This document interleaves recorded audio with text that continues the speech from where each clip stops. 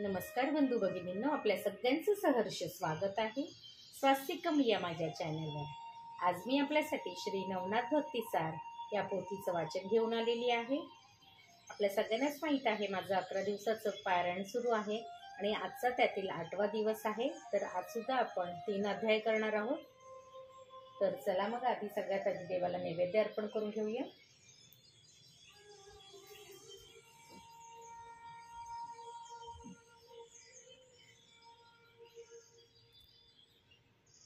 नैवेद्यं समर्पयामि, नैवेद्यं समर्पयामि।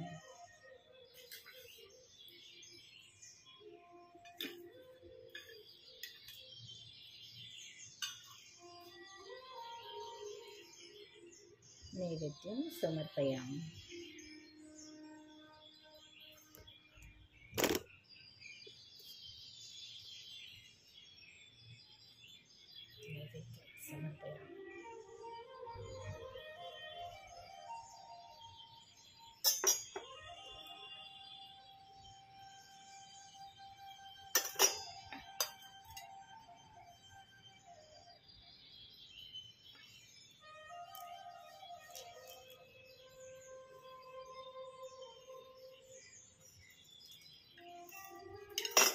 नैवेद्यं समर्पयामि। चला मग आजची आपण कथेस सुरुवात करूया। ओम राम दत्तात्रय नमो नमः। ओम राम दत्तात्रय नमो नमः। ओम राम दत्तात्रय नमो नमः। ओम राम दत्तात्रय नमो नमः। ओम नवनाथाय नमो नमः। ओम चैतन्य नवनाथेभ्यो नमो नमः। ओम चैतन्य नवनाथेभ्यो नमो नमः। ओम चैतन्य नवनाथेभ्यो नमो नमः।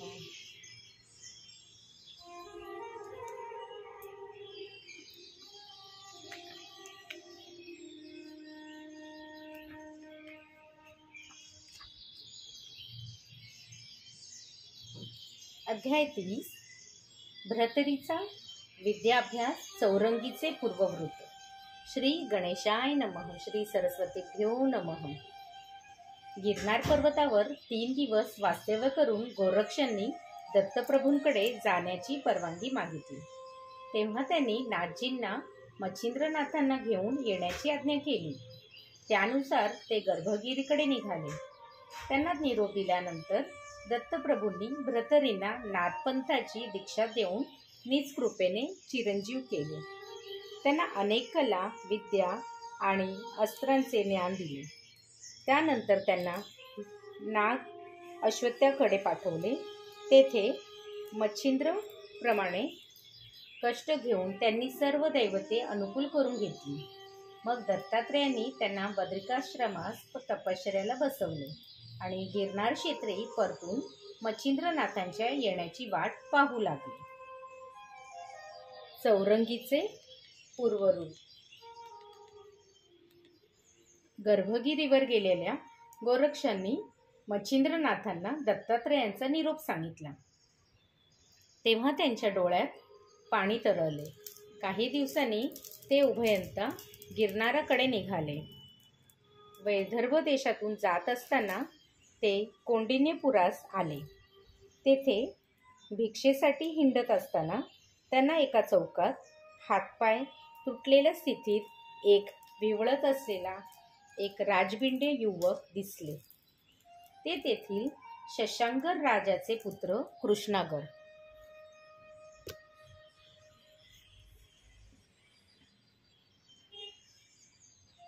होते आणि त्यांच्या पित्यानेच त्यांची अशी भयंकर अवस्था केली होती। त्या कृष्णागरांचा पूर्व इतिहास असा आहे की राजा शशांकर व त्याची पत्नी मंदाकिनी हे दाम्पत्य पुत्रसंतान नसल्यामुळे नेहमी व्यथित असत। एके दिवशी भगवान शंकराची तीव्र आराधना करून पुत्रप्राप्तीसाठी होते का पाहावी या उद्देशाने त्या राजाने सर्व कार्यभार मुख्यमंत्र्यांकडे सोपवला आणि सपत्नीक रामेश्वराकडे निघाले। फिरत फिरत तो कृष्ण व तुंगभद्रेच्या संगमावर आला। त्या मुक्कामी रात्रीच्या वेळी भगवान शिवजींनी त्याला स्वप्नात दर्शन दिले व म्हणाले, मी पार्वतीसह येथे वास्तव्य करून आहे. तू येथेच राहून आमची नित्य पूजा कर. तुला येथेच पुत्रप्राप्ती होईल. ते ऐकून त्याला मोठा दिलासा मिळाला. दुसऱ्या दिवशी त्याने संगमावर शोध घेतला असता त्याला एका डोहात जुनाट शिवलिंग सापडले.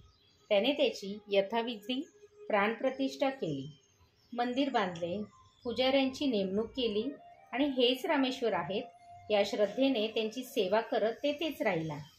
त्या स्थानाला लोक संगमेश्वर म्हणू लागले.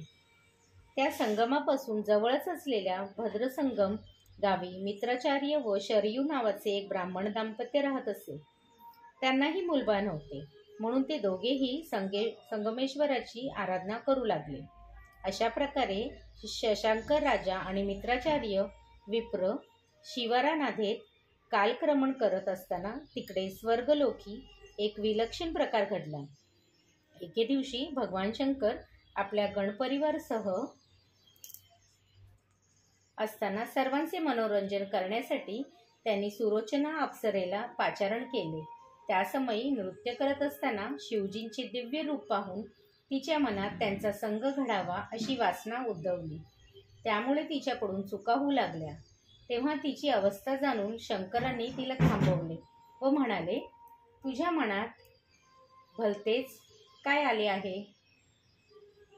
म्हणून स्वर्गभ्रष्ट होऊन तू भूलोकात जाशील आणि भद्रसंगम गावी मित्राचार्य व शरयू यांची कन्या म्हणून जन्म घेशील. तेव्हा त्यांनी त्यांची क्षमा मागून उपशाप देण्याची विनंती केली असता ते म्हणाले, तेथे जन्म घेतल्यावर तू माझी आराधना कर. त्यावेळी मी स्वतः प्रकट होऊन तुला स्पर्श करीन. तेव्हा तू शापमुक्त होऊन पुन्हा स्वर्गात येशील. शिवशापानुसार त्या अप्सराने मित्राचार्य व शरयू यांची कन्या म्हणून जन्म घेतला. तिचे नाव कदंबा. ती अत्यंत सुंदर होती. ती उपवर होताच तिच्या पित्याने तिच्यासाठी वर शोधण्यास प्रारंभ केला. पण स्वतःच्या विवाहाविषयी ती इतकी उत्सुक नव्हती. ती नेहमी शिवध्यानातच मग्न असे. एके दिवशी ती दर्शनासाठी रावळात गेली असताना तिला पाहून भगवान शंकर कामविवल झाले आणि प्रकट होऊन तिला धरण्यासाठी पुढे सरसावले. भयभीत कदंबा तेथून पसार झाली, तरी त्यांनी तिला गाठलेच. त्यांच्या स्पर्शाने तिच्या रूपातील सुरोचना अप्सरा शापमुक्त होऊन स्वर्गलोकी गेली. त्यावेळी त्यांच्या जो वीर्यपात झाला ते वीर्य कृष्णेच्या पात्रात पडले. इकडे नदी स्नान गेलेल्या शशांकराने अर्ध्य देण्यासाठी कृष्णेचे पाणी आपल्या उंजळीत घेतले. तेव्हा ते वीर्य त्याच्याच हातात आले आणि मानवी देहाच्या स्पर्शाने त्या वीर्यापासून त्याच्या उंजळीत एक सुंदर बालक उत्पन्न झाले. ते पाहून शशांकर थक्क झाला. शिवजींनी प्रसाद रूपाने अयोनिसंभव पुत्र दिला म्हणून त्याला आनंद झाला.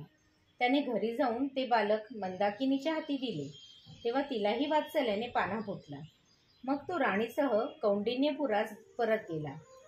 त्याने त्या पुत्राचे कृष्णगर असे नाव ठेवले. पुढे कृष्णगर मोठे झाले तेव्हा इतके रूपवान होते की त्यांना अनुरूप अशी कन्याच मिळेना. त्यामुळे त्यांचा विवाह लांबणीवर पडला.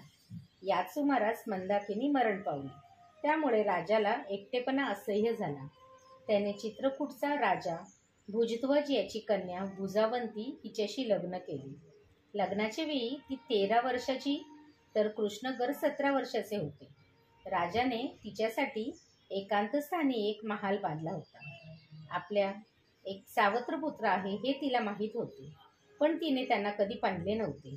एके दिवशी शशांकर शिकारीला गेला असताना ती महालात एकटीच होती. त्यावेळी कृष्णगर पटांगणात पतंग उडवत होता. त्या समयी त्यांचे सौंदर्य पाहून तिने दासीला पाठवून त्यांना बोलवून घेतले आणि कामवासनेने प्रेरित होऊन त्यांच्याकडे अंगसंग मागितला. ते ऐकून संतापलेल्या कृष्णांगरांनी तिची कानउघडणी करून तेथून काढता पाय घेतला.